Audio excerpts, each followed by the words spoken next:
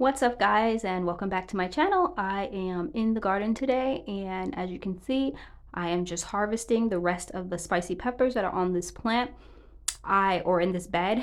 I have been cleaning out all of the garden beds from the summer produce and the summer veggies and flipping them, so taking out all of the plants, leaving the roots if I can, and then just adding some more soil and some fertilizer on top and getting it ready to either plant fall vegetables or leave it for next year. These specific peppers that I'm picking right now are called yellow pequeño, which just means small, which they are really small, as you can see. They turn bright orange when they are ready to harvest, but since it is the end of the season, I did pick some of the ones that were not fully orange. I just figured that they would have less spice, which is fine for me because we don't really like spice to begin with, so it's a little spicy. That's cool with me.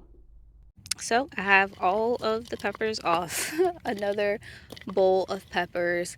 I did leave some super small ones on the vines. I'm not necessarily ready to clean up this bed right now. I still have some beds that are clear that I can plant some stuff in. We are gonna have 2 nights this week where the low is supposed to be, I think, 39 and 40 or 39 and 38. And so I'll have to keep an eye on that when the days come closer on like what the low is. If I feel like it's gonna freeze, I'll just come out that day and pull the rest of these peppers off this plant. But for right now, I'm going to leave them. I do plan on, if it does freeze, I still have potatoes that are growing, as well as lots of green tomatoes, and I do have some frost fabric, and so depending on the low, I may cover those things because the potatoes haven't been in the ground that long. They've only sprouted probably a couple weeks, maybe even a month ago is when we planted them, and so I know that they are not ready to start producing, but I could put frost fabric over them and let them continue growing.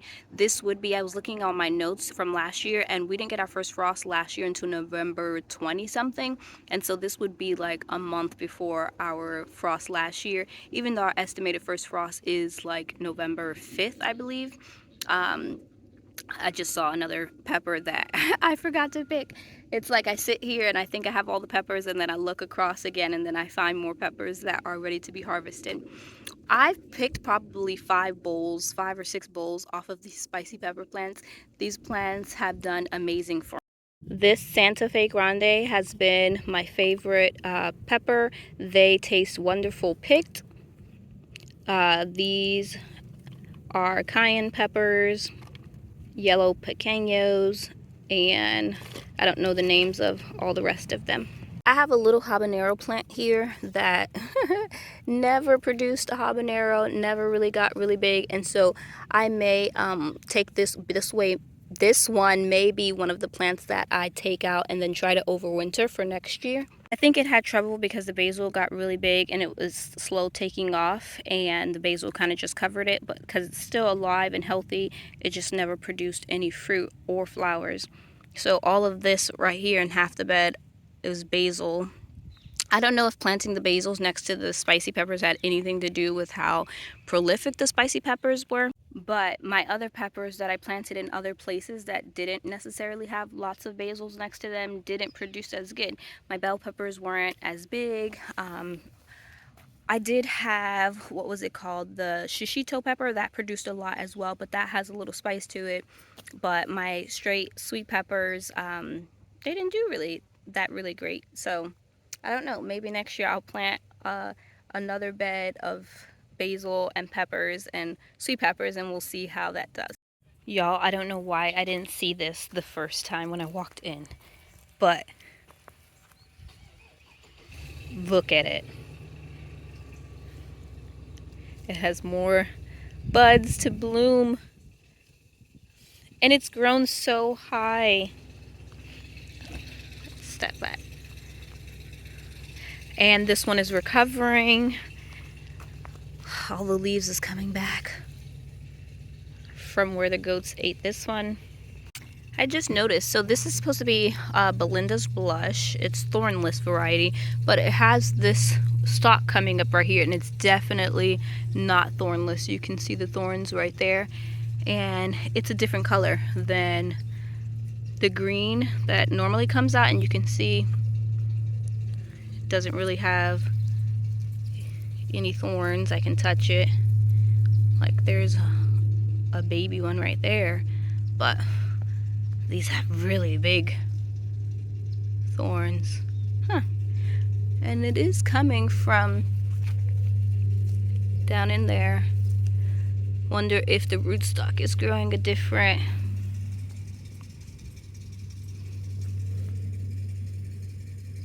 rose. So I planted the rest of these roses in ground. This one's probably doing the best, even though it hasn't bloomed yet. I did have some other ones over here bloom. Well, this one's doing really good as well. But I planted them in ground here because I needed to get them in ground, and I thought this would be a good place for them to grow up right here along the fence. But as I've been thinking about designing the garden and laying down the landscape fabric and stuff, and I know I told you guys that I want to have these forever garden beds going all the way down the fence line there. I actually started thinking that maybe I might want the garden beds along the back, or I guess front entrance. Since I already have the ones with the roses growing up, I just thought maybe I should finish off the idea and have the metal raised beds all along. That would entail me having to pull up the roses or dig up the roses and plant them inside the beds. And so that's a thought process. It would be more convenient when laying down the landscape fabric, because right now for the first one that I did, we just burnt a hole and put the rose in there, and then we burnt a second hole, but we didn't right here, but we haven't put the rose in it yet. And I'm really considering having the metal beds all along the fence line, and so I'm pretty sure that I'm going to be digging those up, which I don't regret planting them because I needed a space for them to go because they were not doing good in the pots. And I had originally thought about planting them all the way at the back end of the garden and along that fence, which I changed my mind about that. So lots of changing my mind. Having this little bit of pop of color in the garden when it's going into, oh, look at that bee. While it's going into cooler and our first frost has been really nice, just to see the little bit of flowers that we have left. I did see this sunflower. So this bed had sunflowers in it, and a volunteer came up and I saw that it bloomed today. This is a pro cut. I think these were pro cut sunflowers that I planted here, but it looks amazing. So I just brought out this container that has seeds in it that I'm going to plant out today. So I have rainbow Swiss chard, some collard greens, radishes, rutabaga, turnips, kales. I actually have a lot of kale that spilled out at the bottom of this bag, and so I'm actually just going to be planting all of those. Anaya is planting carrots in this bed. We've already planted carrots, and you can see some sprouted, but some didn't, and so she's replanting it. And then there's also beets in here, so I'm also going to be planting some beets. So I have all the seed packets sitting out. I didn't get to plant this log raised bed last time, so I'm planting it now. It's going to be a root bed. So we're doing carrots in the first 4 square feet.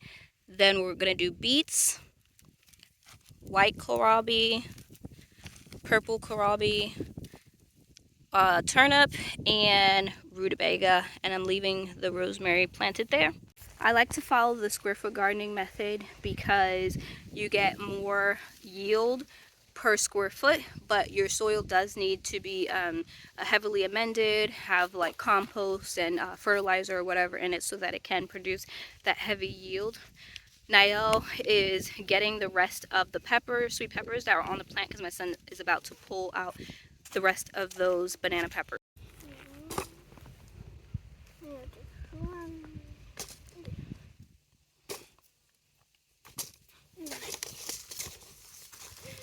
So this will be the last of the banana peppers and bell peppers.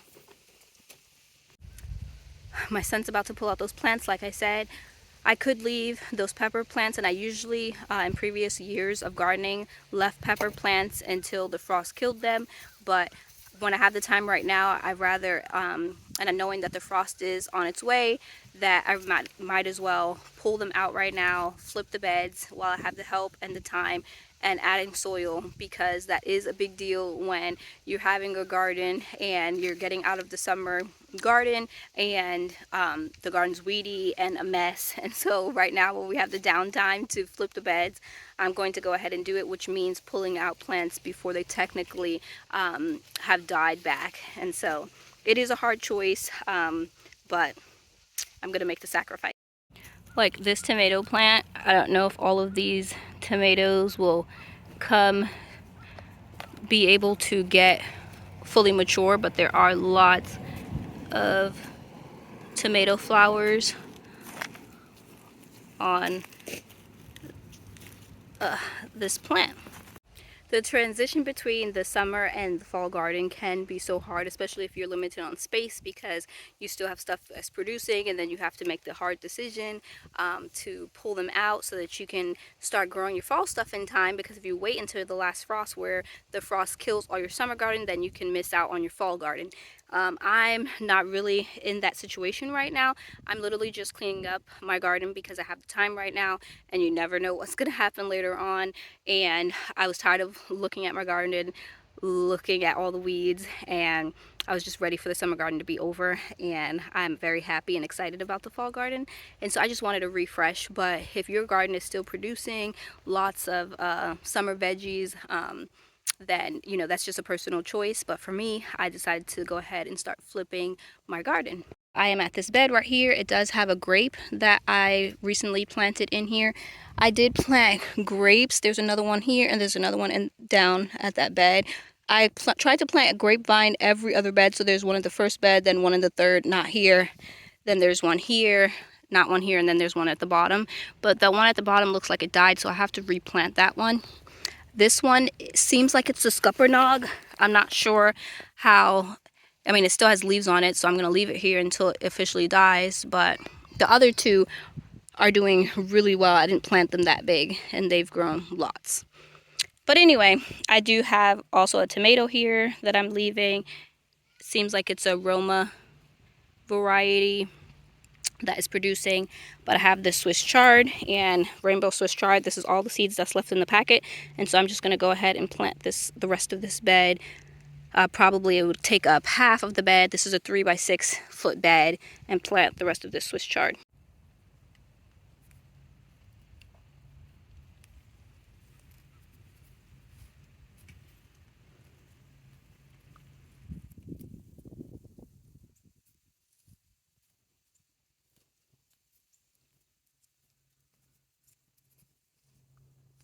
I'm going to go ahead and leave this packet here so that I know I planted something here, because I will easily forget.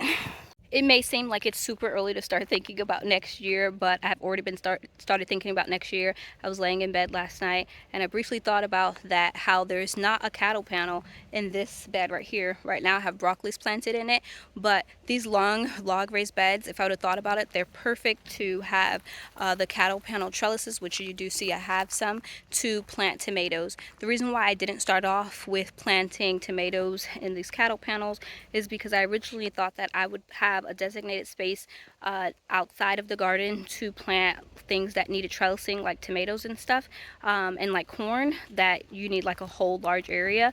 But I quickly realized that I wasn't going to be able to either not plant tomatoes in the summer season or use the garden space that I had, and so that's why I have these cattle panels and planted tomatoes in the log raised bed. So right now I have 4 cattle panels on these log raised beds. So I have one here, there, here, and here. These 2 log raised beds will stay perennial raised beds, so they have asparagus, so I would never put cattle panels on them.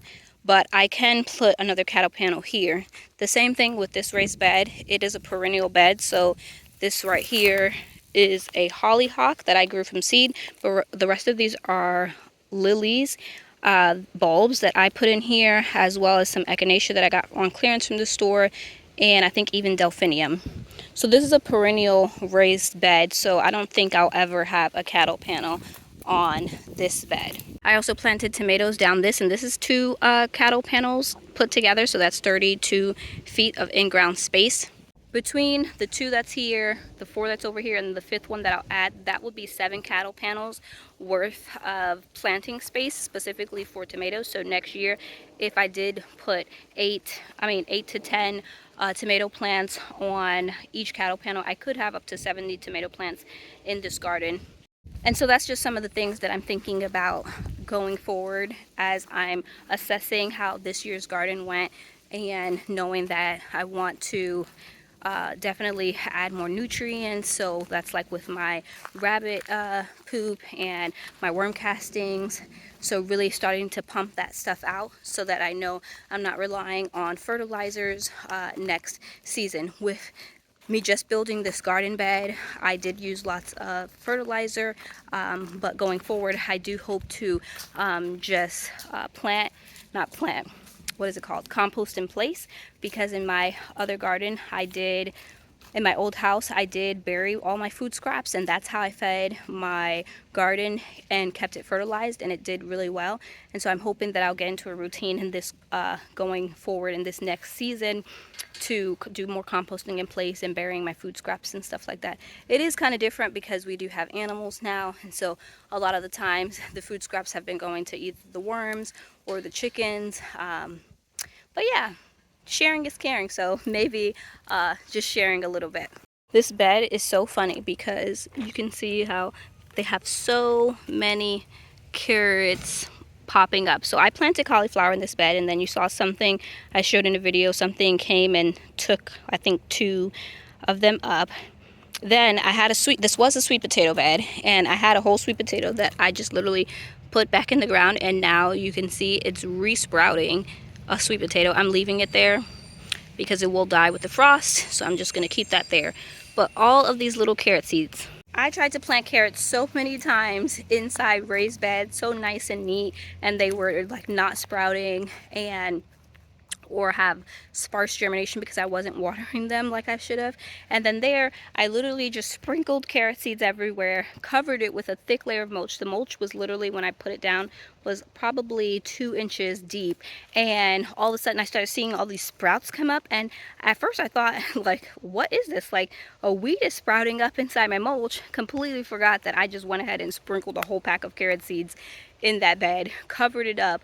If I would have realized that I planted carrot seeds there, I wouldn't have covered it with 2 inches of mulch. But it just goes to show you that you can try so hard to plant your seeds strategically and all nice and neat in rows, and it could fail. And then you have volunteers, that just do wonderful. Or in this case, when you just sprinkle a pack of carrot seeds and don't water it, forget about it, and it comes up. I don't know if having the mulch on that bed just kept it moisturized, and so that's what germinated the carrot seeds. But I still, when I think of carrot seeds, I think it had to push through not only the soil but then the 2 inches of mulch, and that's just, carrot seeds are so little. I'm happy to have the carrots finally in a bed that's doing well and growing, but still, it's a little amazing how nature decides to take action when you're being so strategic and planting all the little seeds where you want them to go, and nature's just like wants to do what it wants to do. I have some stuff that I need to do, so I'm gonna go ahead. But thank you guys so much for hanging out with me in my garden, and I'll see you guys next time. Bye.